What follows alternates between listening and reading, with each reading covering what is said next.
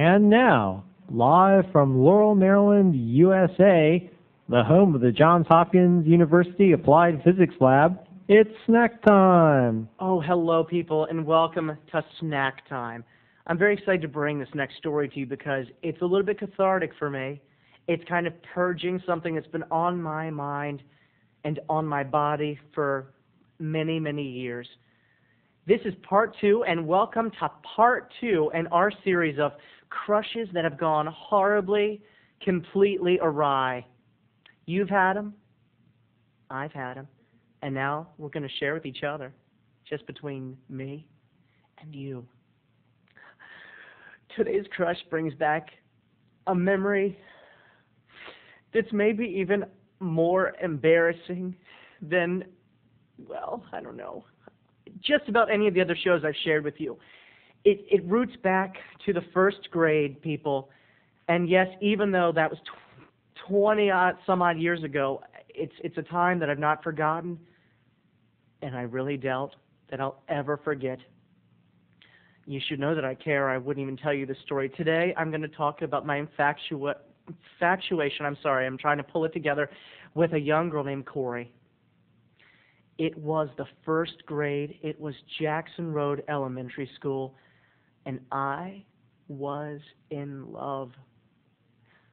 I wasn't I wasn't infatuated. People, there was for the first time in my young life, a real sense of love. And that love was all channeled into one young, all-American sweetheart, Corey. You see, back in elementary school, I hate to tell you all this, but I was probably the biggest nerd in my complete school. It was me and 2 other guys, and together we were like the Heathers of nerds. We completed the trilogy of the guys who were always picked last for the sports team. In dodgeball, it was always down to me and this other guy.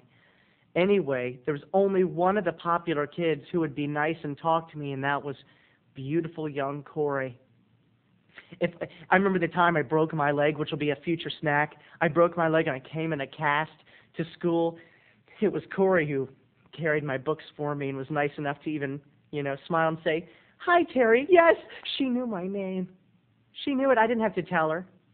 Well, guess what? We even were seated right beside each other in school, and I did nothing to make this happen. I was too young to manipulate anything. All I know is that it was me and Corey, and there was this long table, and it could have been anyone else in the class, but it was me and Corey.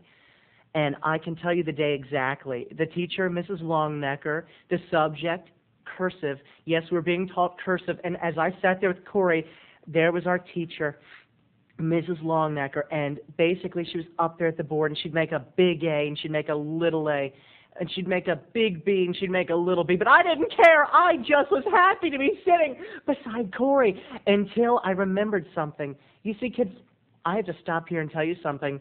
I used to be aware of Underoos. I wore Underoo underwear, and I loved Underoos. And when I didn't have Underoos, if they were dirty, if they were in the laundry, I would not wear any other type of underwear.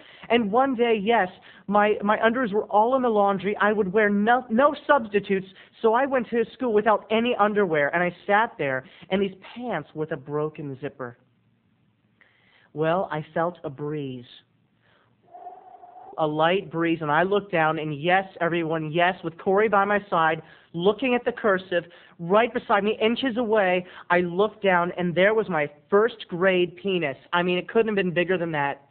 Guys, you know what I'm talking about. The first grade, years from puberty, not even close, and it must have been like peeking out of my zipper, about that big. I could not believe it. My heart stopped. It wasn't embarrassment. It was true paranoia. I looked down. The zipper was wide open. There was my penis, just untucked for the world to see. I didn't care about the world, though. People, I only cared for Corey. So I looked over to my right, and there she was, looking past me, past my little penis, past everything, just looking at the teacher. She was a good student. She focused. I could only focus on my little penis. I thought to myself, calm down. Tuck it back in, boy. Just pull yourself under the table slowly and tuck it back in. Put it back where it belongs. Just do it now. Do it now because it's not lost. If you can tuck it in, you can fudge it, then you can go to the bathroom. So I started to pull myself toward the table slowly, slowly. I took the table, and instead of pulling my chair, I pulled the table toward me and went brrr. And Corey looked at my face, but yet she did not look down. An angel must have been with me that day. She did not look down, people. Yet again, I tried. I took my feet and I dug them into the formica or whatever it was and made up the floors of that old elementary school, that fateful day. And I started to drag myself slowly, creeping toward the table. And it worked. I got to the table and I took my hands and slowly put them down my body, found my little wiener, and started to methodically, carefully, and in a most concentrated fashion, put it back where it belonged. There was no underwear to contain it. Not that it took much to contain it back then, but I had no zipper. I thought to myself, what do I do? I untucked my shirt, and I started to pull it down over my knees, and all was well, and all was safe. So this story has a happy ending, people. This story was a good one.